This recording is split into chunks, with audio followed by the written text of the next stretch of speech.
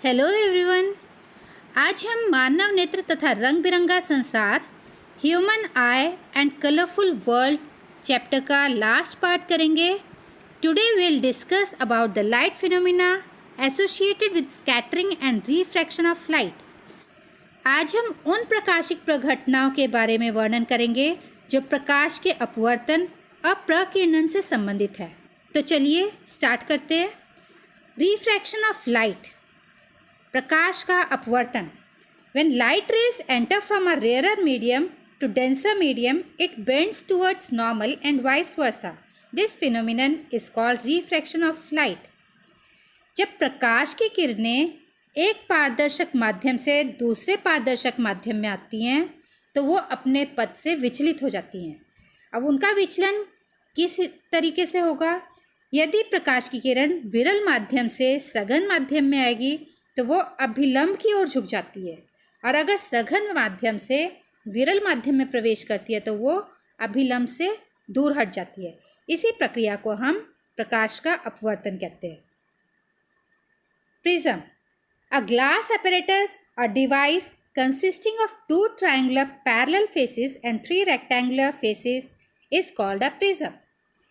Prism कांच या plastic का एक उपकरण है जिसमें दो समानांतर त्रिकोणीय पृष्ठ होते हैं जो यहाँ पर दिखाए हुए हैं, एक ये और एक पीछे, तथा तीन आयताकार पृष्ठ होते हैं, एक ये है, एक इस साइड है और एक नीचे की तरफ है। तो ऐसा यंत्र जिसमें दो त्रिकोणीय समानांतर पृष्ठ हों और तीन आयताकार पृष्ठ हों उसे हम प्रिज्म कहते हैं। Dispersion of white light by a glass prism, कांच के प्रिज्म द्वारा श्वेत प्रकाश का विक्षेपण। Splitting of white light in its constituent colours is called the dispersion of light. श्वेत प्रकाश का अपने अवयवी रंगों में विघटित होना विक्षेपण कहलाता है। When a white light is reflected through a prism it produces a band of 7 colours. जब श्वेत प्रकाश प्रिज्म के द्वारा अपवर्तित होता है तो वो 7 रंगों की एक पट्टी उत्पन्न करता है। These colours are violet, indigo, blue, green, yellow, orange and red. और ये रंग violet, indigo, blue, green, yellow, orange और रेड हैं। The acronym of this 7 colours is VIBGYOR, और इन्हें याद करने के लिए जो एक्रोनिम है वो है विब्ग्योर। वी से वायलेट, आई से इंडिगो, बी से ब्लू, जी से ग्रीन, वाई से येलो, O से ऑरेंज और R से red. The band of colours in which a white light splits after refraction through a prism is called its spectrum. और श्वेत रंग के अपवर्तन से जो रंगों की पट्टी हमें प्राप्त होती है उसे स्पेक्ट्रम कहा जाता है।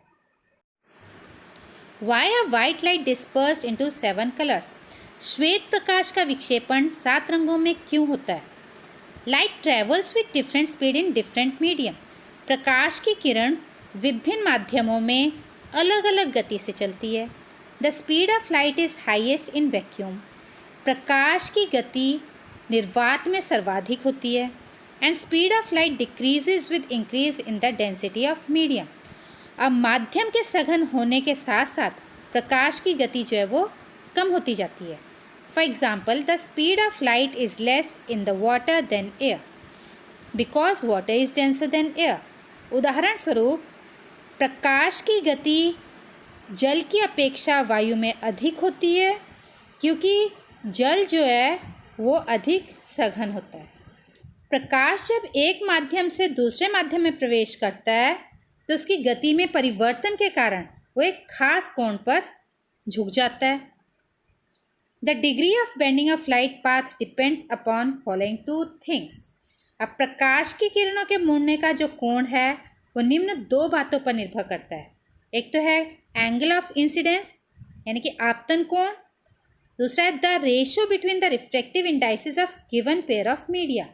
दिए गए माध्यम युग्म के अपवर्तनांक के अनुपात पर भी वो निर्भर करता है।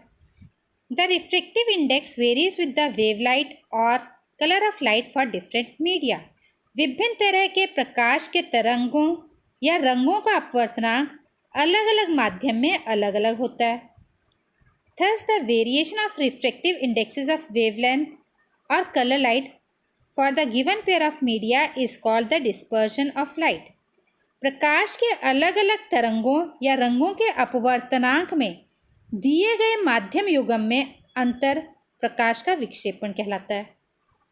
This causes light of different colors to be refracted differently when enters from air to a prism and to leave the prism at different angles, creating an effect similar to rainbow. यही कारण है कि प्रकाश की श्वेत किरण जब एक कांच के प्रिज्म में प्रवेश करती है और वहां से बाहर निकलती है तो प्रकाश में वर्तमान अलग अलग रंग की गति अलग अलग होने के कारण अपवर्तन के क्रम में अलग अलग कोणों से विचलित होती है. And after leaving from a prism a beam of light is separated into its constituent spectrum of colours. तथा प्रिज्म से बाहर निकलने पर अपने अवयवी वर्णों का एक बैंड यानी कि स्पेक्ट्रम बनाती हैं. Isaac Newton and spectrum of light. Isaac Newton और प्रकाश का spectrum. Earlier it was believed that white light was colorless and it was a prism that produced the color. It was Isaac Newton who demonstrated and concluded that white light comprises of 7 constituent colors and gives spectrum of those colors when refracted through a prism. पहले श्वेत प्रकाश को रंगहीन माना जाता था और ये माना जाता था कि प्रिज्म ही है जो इन रंगों को उत्पन्न कर रहा है. लेकिन आइजैक न्यूटन ने कुछ प्रयोग करे और उन प्रयोगों से उन्होंने साबित किया, ये निष्कर्ष निकाला कि जो श्वेत प्रकाश है वो 7 रंगों से मिलकर बना है. उन्होंने ये प्रयोग करने के लिए प्रिज्म का इस्तेमाल किया. जब उन्होंने एक प्रिज्म में से जो प्रकाश अपवर्तित होकर 7 रंगों की पट्टी प्रदान कर रहा है, फिर उन्होंने उन्हीं 7 रंगों को दोबारा दूसरे प्रिज्म में से गुजारा तो दोबारा उन्हें एक श्वेत प्रकाश का पुंज प्राप्त हुआ. तो इस तरीके से उन्होंने निष्कर्ष निकाला कि जो प्रकाश है, श्वेत प्रकाश जो है वो 7 रंगों से मिलकर बना हुआ है. A white light is a mixture of different frequencies and after refraction through a prism light of different frequencies get bent slightly differently because of slowing down their frequencies, that is speed. प्रकाश की जो श्वेत किरण है वो विभिन्न आवृत्ति की किरणों का मिश्रण है.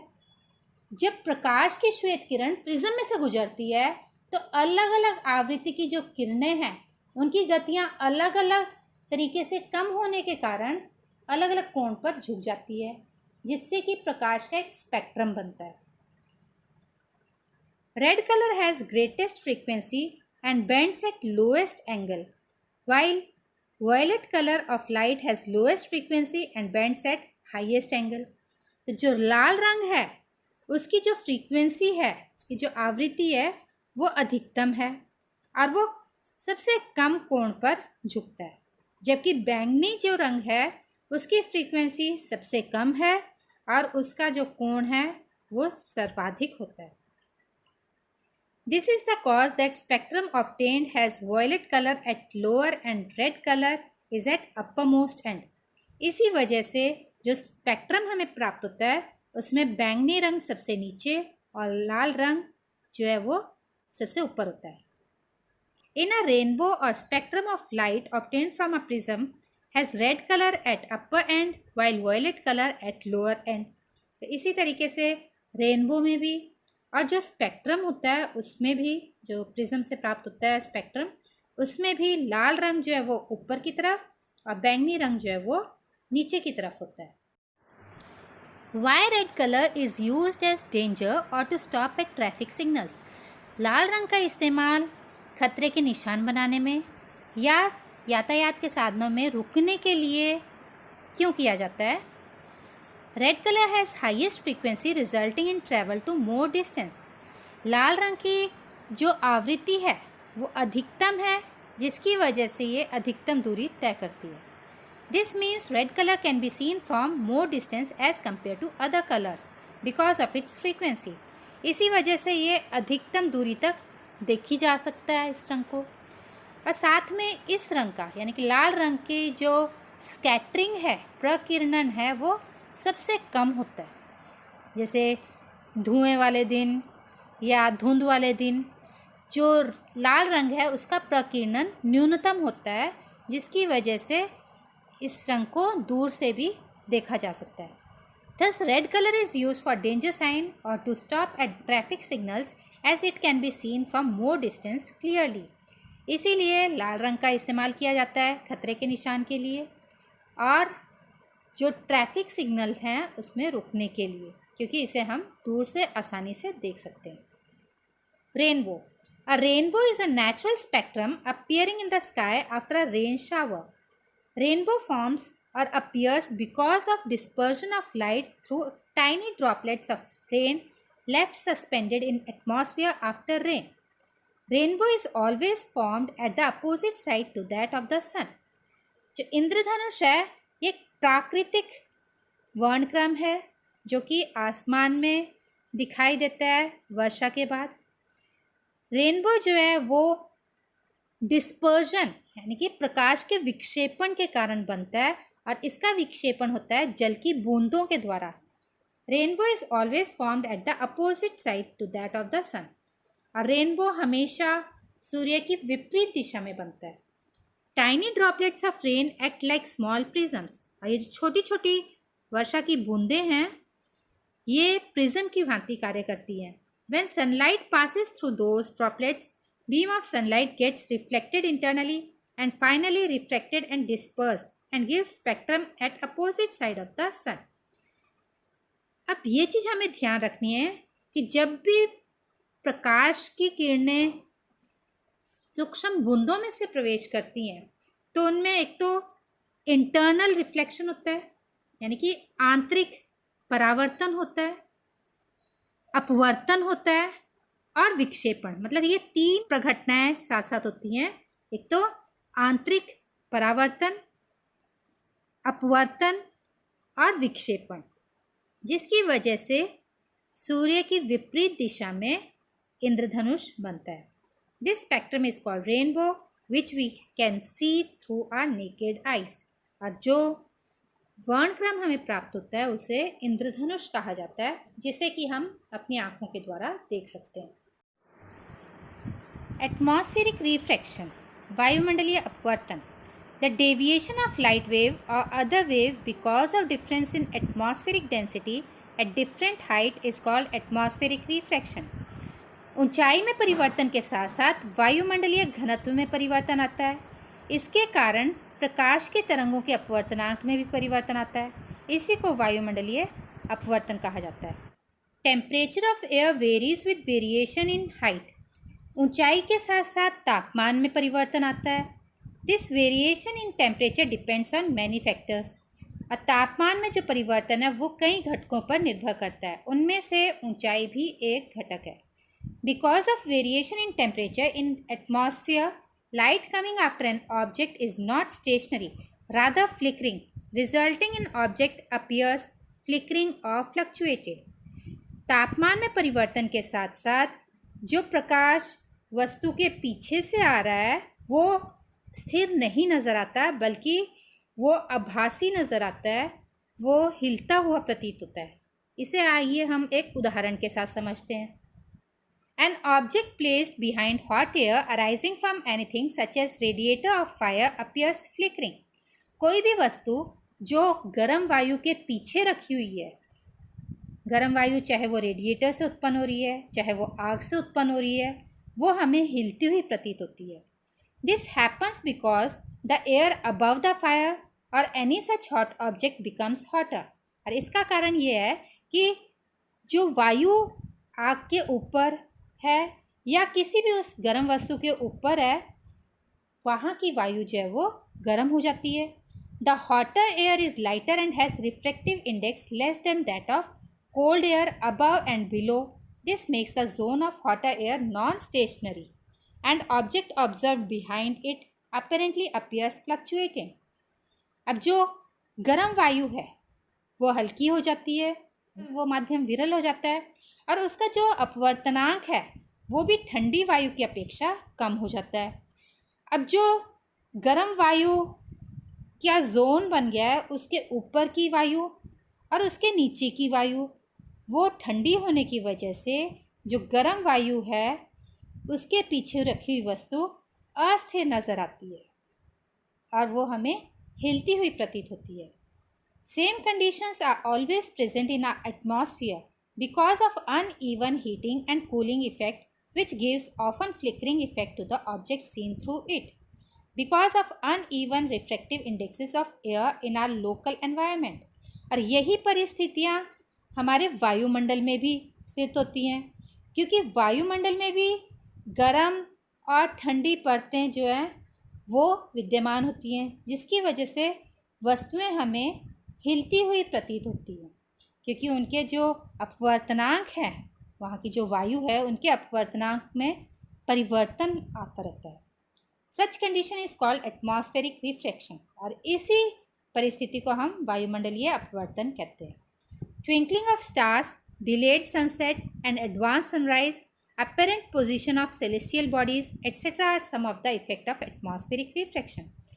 तारों का टिमटिमाना, अग्रिम सूर्योदय, विलंबित सूर्यास्त और जो खगोलीय पिंड हैं उनकी अवास्तविक स्थिति, ये सारे के सारे वायुमंडलीय अपवर्तन के उदाहरण हैं।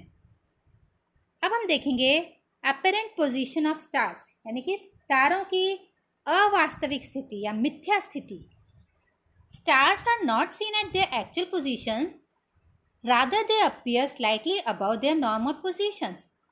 तारे जो हैं वो अपनी वास्तविक स्थिति पर नहीं दिखाई देते, बल्कि वो अपनी वास्तविक स्थिति से थोड़ा ऊपर दिखाई देते हैं। The earth's atmosphere is not uniform, जो पृथ्वी का वायुमंडल है वो स्थिर नहीं है। The density of atmosphere and consequently refractive index changes continuously. लगातार वायुमंडल में जो घनत्व है वो बदलता रहता है, जिसकी वजह से अपवर्तनांक लगातार बदलता रहता है। Generally refractive index increases when coming down in atmosphere. जैसे जैसे हम नीचे की तरफ आते हैं तो जो अपवर्तनांक है वो बढ़ता जाता है। Since light coming from stars bends towards the normal when enters in the atmosphere, thus the apparent position of stars appears slightly above their actual position। तो जैसे जैसे प्रकाश की किरणें जो हैं वो वायुमंडल में प्रवेश करती हैं, तो जो वायुमंडल की वजह से उसका जो घनत्व है वो बढ़ता चला जाता है, जिसकी वजह से जो प्रकाश की किरण है वो अभिलंब की ओर झुक जाती है और जो तारे की वास्तविक स्थिति है वो वहाँ की बजाय उससे ऊपर नज़र आता है। This is the cause that we see stars slightly above their actual position when seen from horizon. और यही कारण है कि जब हम क्षितिज से तारों को देखते हैं तो वो अपनी वास्तविक स्थिति से कुछ ऊपर उठे हुए दिखाई देते हैं। देखने वाले को तारा जो वास्तविक स्थिति तारे की ये है, लेकिन वो कहाँ दिखाई दे रहा है, वो यहाँ दिखाई दे रहा है। ये अवास्तविक स्थिति है। और ऐसा क्यों हो रहा है? ये हो रहा है वायुमंडलीय अपवर्तन के कारण। जैसे जैसे प्रकाश नीचे की तरफ आएगा उसका जो अपवर्तनांक है वो बढ़ता चला जाएगा। नीचे आने पर वायु सघन होती चली जाती है। वायु के सघन होने की वजह से जो प्रकाश की किरण है वो अभिलंब की ओर झुक जाती है, जिसकी वजह से तारा जो है वो उसकी आभासी स्थिति ऊपर नज़र आती है वास्तविक से। ट्विंकलिंग ऑफ स्टार्स, तारों का टिमटिमाना।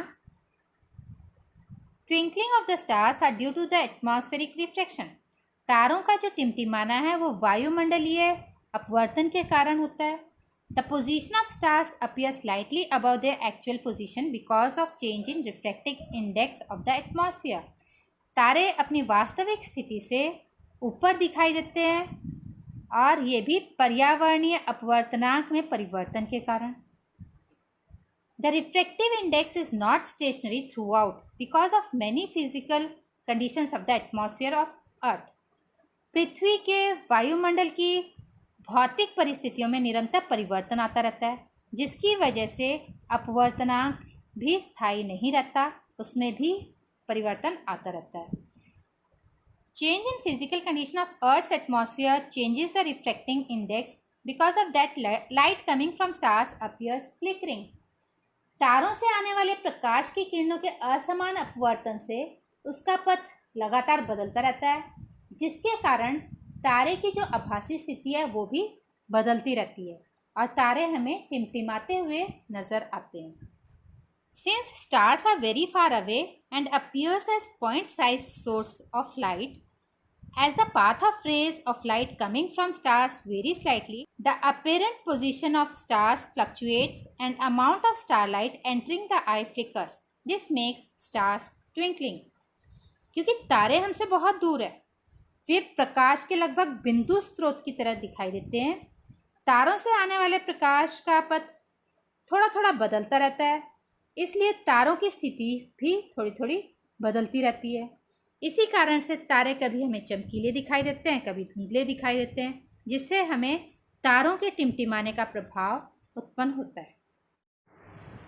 Why do not the planets twinkle? ग्रह क्यों नहीं टिमटिमाते? Planets do not have their own light, rather they reflect light coming from other celestial bodies such as sun.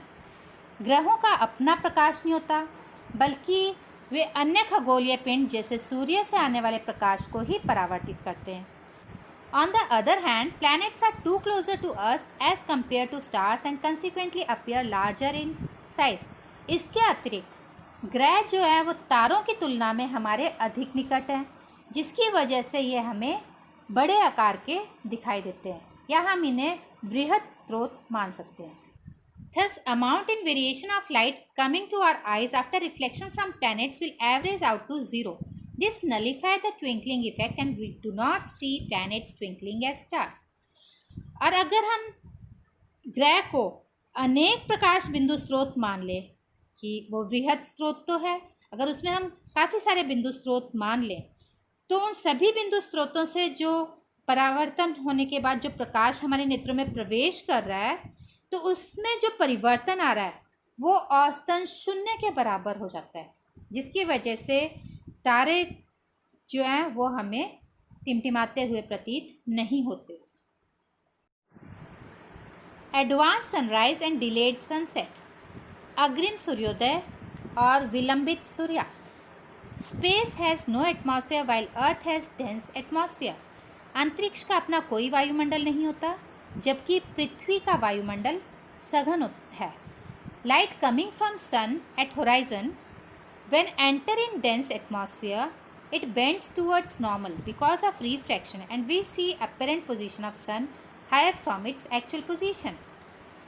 क्षितिज से जब सूर्य का प्रकाश हमारे वायुमंडल में प्रवेश करता है तो वायुमंडल सघन होने की वजह से जो प्रकाश है वो अभिलंब की ओर झुक जाता है, जिसकी वजह से सूर्य जो है अपनी वास्तविक स्थिति से ऊपर उठा हुआ नजर आता है।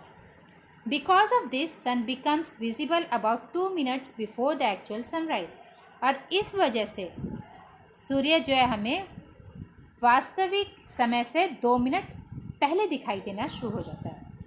Similarly, while sun appears for about 2 minutes even after sunset because of same phenomena, that is refraction of light.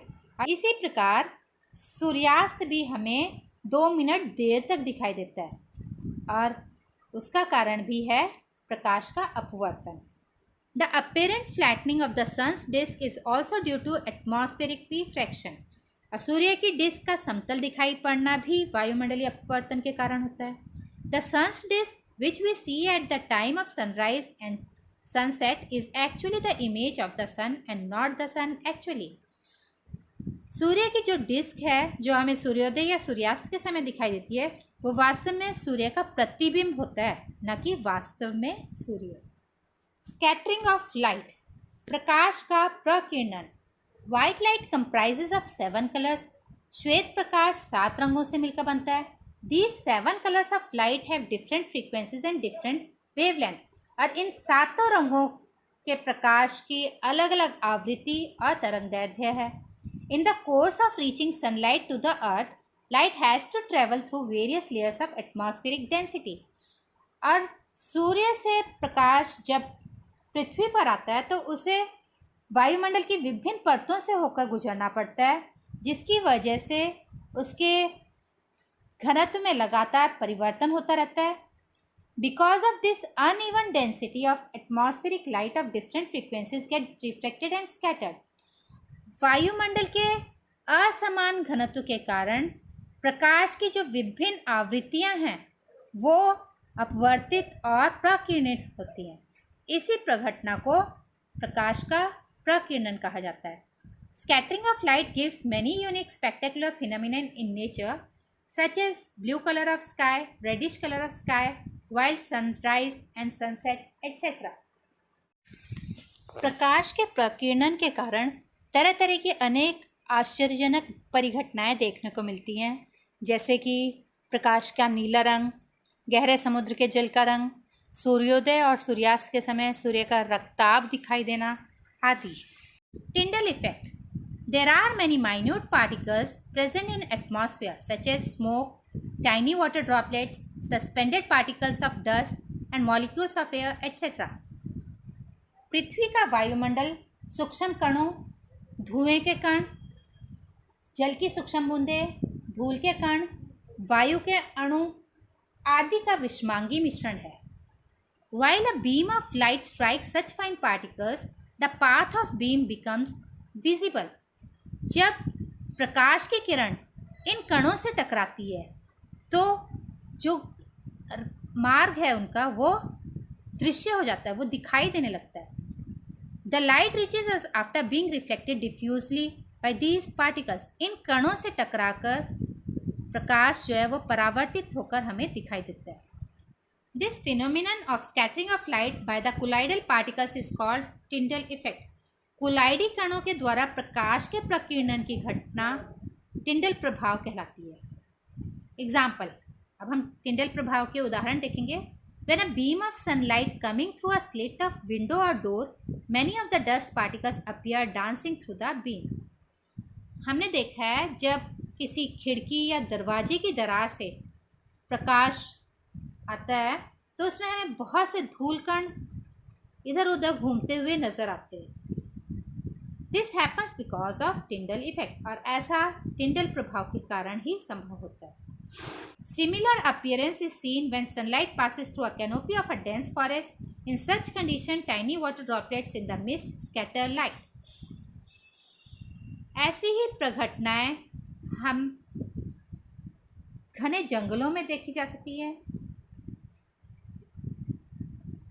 यही प्रभाव घने जंगलों में भी देखा जा सकता है। जब घने जंगलों में से सूर्य का प्रकाश प्रवेश करता है तो वहाँ पर उपस्थित सूक्ष्म बूंदें प्रकाश को प्रकीर्णित कर देती हैं और वो दिखाई देता है। जैसे यहाँ पे चित्र में दिखाया हुआ है, ये प्रकाश आ रहा है, ये है सॉल्यूशन, यानी कि इसमें जो कण है वो बहुत ही सूक्ष्म है।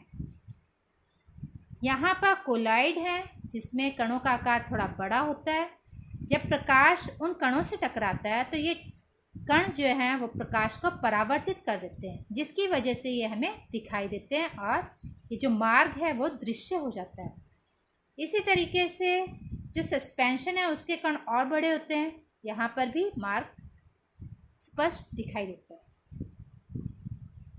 The size of particles and scattering of light. कणों का आकार और प्रकाश का प्रकीर्णन। Scattering of light depends upon the size of particles suspended in the way of beam of light. प्रकाश का प्रकीर्णन वायुमंडल में उपस्थित सूक्ष्म कणों के आकार पर निर्भर करता है। Very fine particles scatter blue light, which has shorter wavelength, while larger particles scatter orange and red light, having longer wavelength.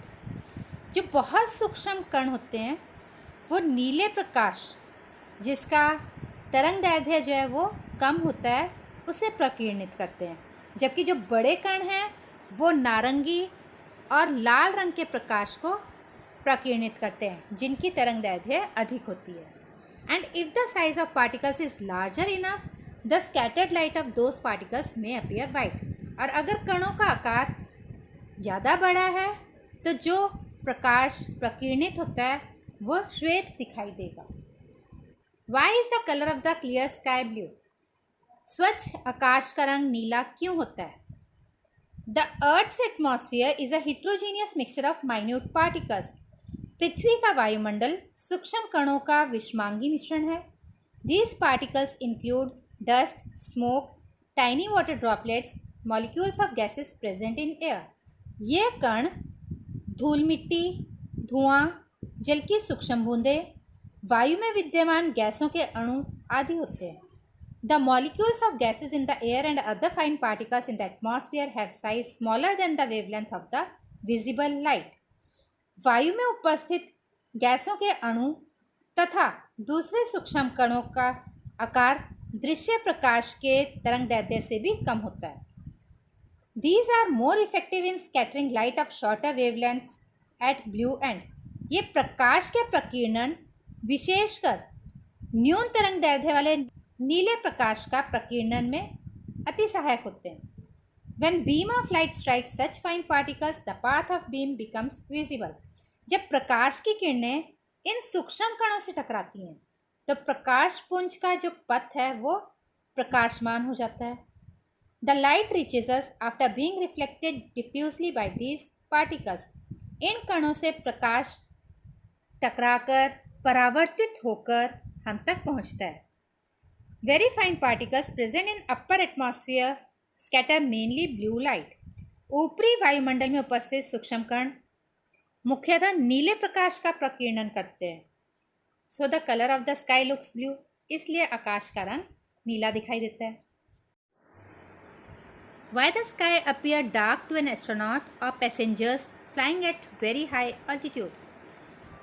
अंतरिक्ष यात्रियों को या अधिक ऊंचाई पर उड़ने वाले यात्रियों को आकाश काला या गहरे रंग का क्यों दिखाई पड़ता है? At very high altitudes, the air is very thin. It even does not contain dust particles and water particles at such a high altitude. अधिक ऊंचाई पर वायु बहुत विरल है. इसमें इतनी ऊंचाई पर यहाँ तक कि धूल के या जल के कण भी नहीं होते. It contains little bit of gases only. इसमें केवल कुछ गैसें ही होती है. Therefore, when light passes through the upper atmosphere, then scattering of light does not take place. इसलिए जब ऊपरी वायुमंडल में से प्रकाश गुजरता है तब प्रकाश का प्रकीर्णन नहीं होता. Because of this, the sky appears dark instead of blue to the passengers flying at very high altitude. इसी कारण आकाश नीले की अपेक्षा गहरे रंग का दिखाई देता है उन यात्रियों को जो बहुत ऊंचाई पर उड़ते हैं. In space, there is no such medium as air to scatter sunlight. और अंतरिक्ष में प्रकाश प्रकीर्णन के लिए वायु जैसा कोई माध्यम ही नहीं होता. As the scattering of light does not take place, the sky appears to be dark to the astronaut.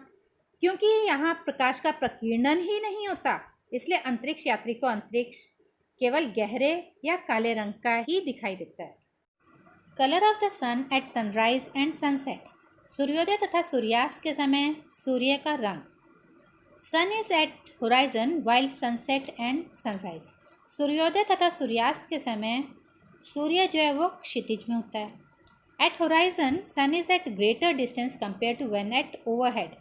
दोपहर की तुलना में जब सूर्य क्षितिज में होता है तो उसकी दूरी अधिक होती है. Sunlight coming from horizon has to pass through a thick layer of atmosphere which scatter red and orange light of longer wavelength more strongly than that of light of shorter wavelength. अब सूर्य का प्रकाश जो क्षितिज से आ रहा है उसे वायुमंडल के घनी परतों से होकर गुजरना पड़ता है जिसकी वजह से वो लाल या नारंगी रंग के प्रकाश को अधिक प्रकीर्णित करता है क्योंकि इन रंगों की जो तरंगदैर्ध्य है वो अधिक होती है. Thus, scattering of red and orange light makes the color of sky and sun orange red.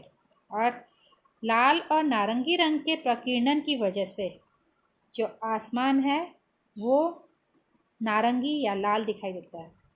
This is the cause that we see sun in orange red color at sunrise and sunset. इसी वजह से हमें सूर्योदय तथा सूर्यास्त के समय सूर्य रक्ताभ दिखाई देता है. In the noon, sun is comparatively nearer to us and fine particles scatter blue light having shorter wavelength more stronger than those of longer wavelength, and we see the color of sun as bluish and sky appear blue.